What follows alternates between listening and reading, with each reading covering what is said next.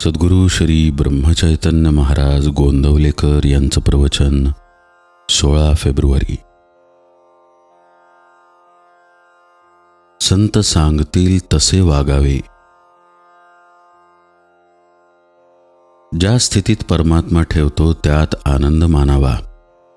प्रपंचातल्या दुःखाबद्दल वाईट वाटून घेऊ नये.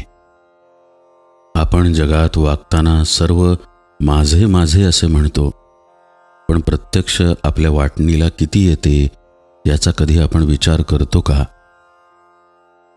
मिळण्याची आणि मिळवण्याची हाव वाढल्यामुळेच आपल्याला खरे दुःख होते.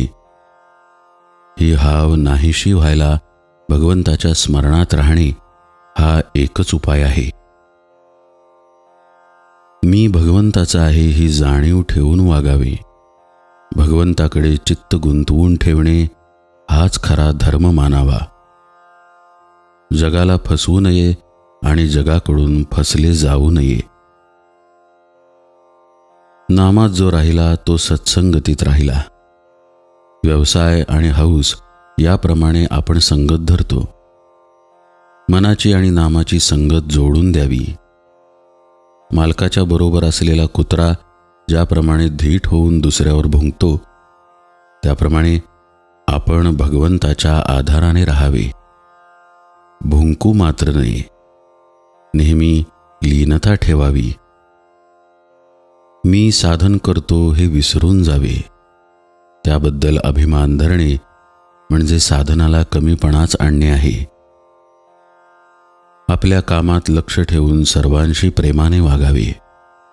स्त्री दिराचा किंवा सासू सासऱ्यांचा मान ठेवते, ते नवऱ्याला खुश करण्याकरिता. तसे भगवंताला ज्या रीतीने समाधान होईल त्याप्रमाणे आपण वागावे. डॉक्टरला जर आपण त्या काळ्या बाटलीतले औषध मला का देत नाही असे म्हटले, तर तो ज्याप्रमाणे तुला तो रोग नाही असे उत्तर देतो, त्याप्रमाणे संत ज्याची त्याची वृत्ती ओळखून मार्ग सांगत असतात. याकरिताच संतांची संगत धरून ते सांगतील तसे वागावे. ते वागतात तसे नाही वागू.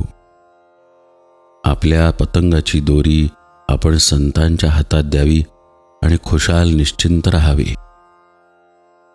आपण गुरुने सांगितलेले साधन करीत जावे, म्हणजे साधनात पुढे वाट दाखवायला तो उभाच असतो.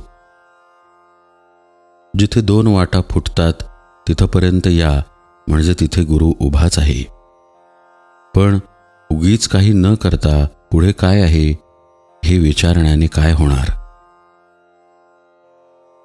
संतांनाच वेदांचा खरा अर्थ कळला.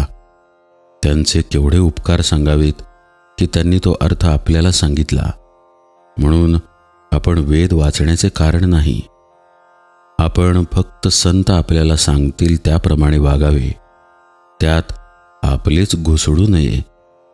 आपले काम खात्रीने झालेच पाहिजे. पाणी गोठून बर्फ बनते. बर्फाच्या आत बाहेर जसे पाणीच असते, तसे जो आत बाहेर भगवंताच्या प्रेमाने ओथंबलेला असतो त्याला संत म्हणतात. असे संत फक्त नामस्मरणाने जोडता येतात.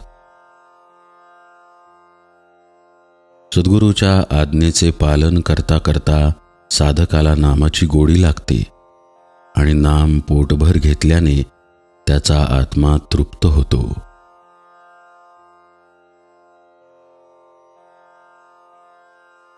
जानकी जीवन स्मरण जय जय राम.